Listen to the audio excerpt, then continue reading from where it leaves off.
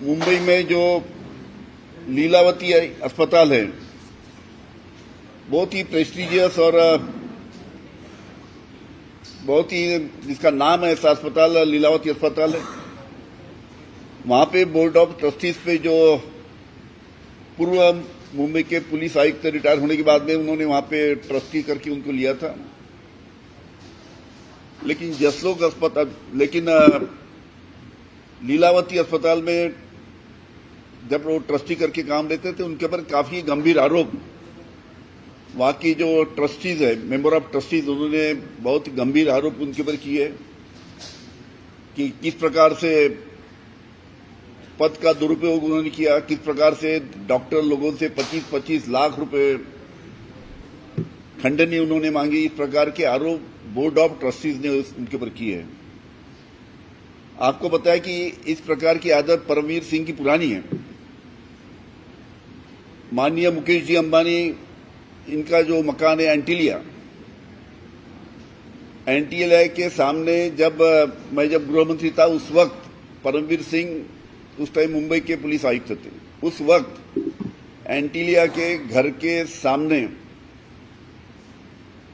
बम रखा गया, जिलेटिन, और उसकी जब पुलिस ने इंक्वायरी चालू की तो राज्य शासन को इसका डाउट आया कि जिस प्रकार से मुंबई के पुलिस आयुक्त परमवीर सिंह उस टाइम के जिस प्रकार के राज्य शासन को ब्रीफिंग देते थे, उसके बारे में राज्य शासन को शंका आई और उसके लिए उनके हाथ की इंक्वायरी निकाल के, परमवीर सिंह के हाथ की इंक्वायरी निकाल के वो इंक्वायरी एटीएस को दी गई।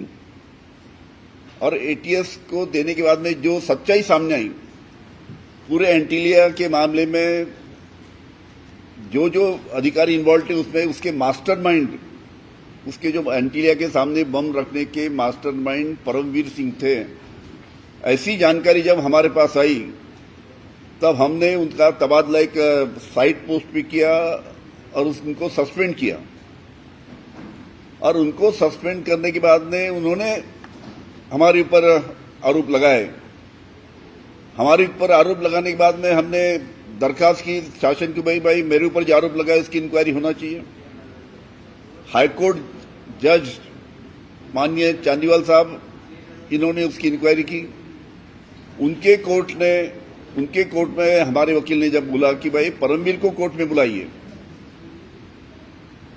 चांदीवाल साहब के कोर्ट ने जब परमवीर के लिए समन्स निकाला कोर्ट में हाजिर रहने के लिए, पहला समन्स निकाला, परमवीर कोर्ट में आए नहीं, दूसरा समन्स निकाला, तीसरा निकाला, चौथा निकाला, 6 समन्स निकाले, उसके बावजूद भी वो कोर्ट में हाजिर नहीं हुए।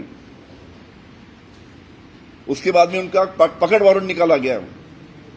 पकड़ वारंट निकालने के बाद में वो लापता हो गए, फरार हो गए।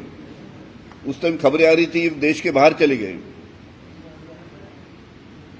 मतलब ताज्जुब है कि जिसने मेरे ऊपर आरोप लगाए थे 100 करोड़ का, उनको जब कोर्ट बुलाती है कि आप आके आपका बयान दो, तो कोर्ट में हाजिर रहने को तैयार नहीं। उसी प्रकार का अभी लीलावती की जो खबरें आई है अस्पताल की, लीलावती के बोर्ड ऑफ डायरेक्टर्स ने जब उनके ऊपर एलिगेशन किए या वहां के डॉक्टर ने एलिगेशन किए और उनको सस्पेंड किया लीलावती अस्पताल ने, उनका जो डायरेक्टर थे ट्रस्टी, वो पद से उनको हटाने के बाद में भी उनके ऊपर आरोप कर रहे, ऐसी खबरें आ रही है। मतलब ये उनकी परमवीर सिंह की पुरानी आदत है कि जो उनके ऊपर कार्रवाई करता है, उनको बर्तब करता है या कड़क कार्रवाई करता है, तो उसके ऊपर आरोप करने का पुराना सिलसिला परमवीर का है। इसी प्रकार ये लीलावती में भी हुआ ऐसा दिखता है, तो इसकी जांच होना चाहिए, हमारी मांग है।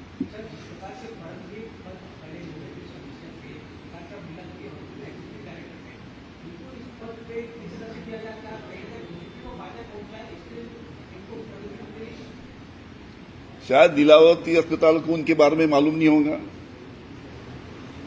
कि कितना नटोरियस पुलिस ऑफिसर है। ऐसे है कि मुंबई में और मुंबई पुलिस और महाराष्ट्र पुलिस में बहुत अच्छे अफसर है। मतलब 99% अफसर बहुत अच्छे हैं। कुछ लोग जो रहते परमवीर सिंह जैसे, उसकी वजह से पूरा पुलिस फोर्स बदनाम होता है। शायद उनको पता नहीं होगा कि इस प्रकार का नोटोरियस कैरेक्टर परमवीर सिंह है करके उन्होंने एक पुलिस का आईपीएस अधिकारी करके समझ के उन्होंने अच्छी सोच से उसको शायद लिया होगा, लेकिन बड़े जल्दी उनको सब मालूमात उसकी असलियत क्या है मालूम पड़ी।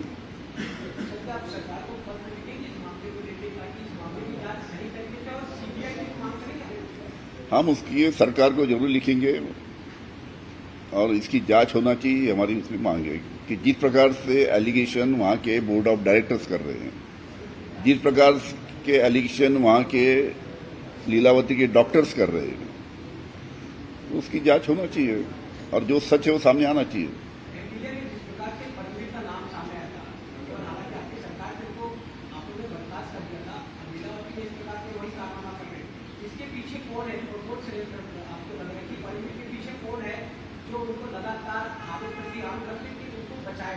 नहीं, खैर उसकी परमवीर सिंह की आदत है, जब उसके ऊपर कहां भी कार्रवाई की जाती है तो तुरंत उनके ऊपर एलिगेशन करता है। हमारे साथ भी ऐसी हुआ, अभी लीलावती अस्पताल में भी ऐसी हुआ।